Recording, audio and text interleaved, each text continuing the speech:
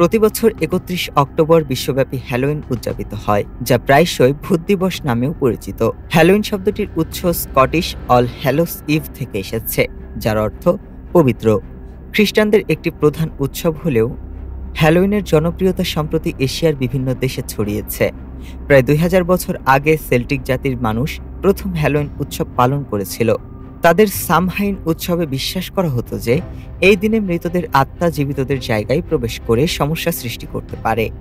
অশুভ আত্মাদের তাড়ানোর জন্য তারা ভূতের মতো পোশাক পরত এবং আগুন জ্বালাত। এই উৎসবের রীতি আজকের হ্যালোইনের মূল ভিত্তি। হ্যালোইনের অন্যতম প্রতীক হল কুমড়ো। এর পেছনের কাহিনী আইরিশ পৌরাণিক কাহিনী স্টিনজি জ্যাক এর সঙ্গে যুক্ত। জ্যাকের আত্মা শালগমে আবদ্ধ ছিল। পরে কালের সঙ্গে কুমড়ো ব্যবহার শুরু হয়। এই কুমড়োর লণ্ঠন আজও হ্যালোইন সাজের অংশ। উৎসবে মানুষ ভূত, ভ্যাম্পায়ার, দানব, মমি ও অন্যান্য ভয়ঙ্কর চরিত্রের পোশাক পরিধান করে। ১৯ শতকের দ্বিতীয় ভাগে আমেরিকায় হ্যালোইন জাতীয়ভাবে পালিত হতে শুরু করে।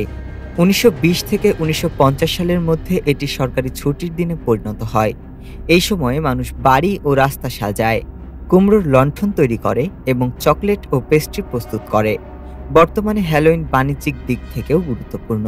শুধু আমেরিকায় প্রতি বছর এ উৎসবে প্রায় ৬ বিলিয়ন মার্কিন ডলার খরচ হয়। শিশুরা ট্রিক অর ট্রিট খেলার মাধ্যমে আনন্দ উপভোগ করে এবং প্রতিবেশীরা তাদের চকলেট দেয়। ডেস্ক রিপোর্ট, আজ বার্তা।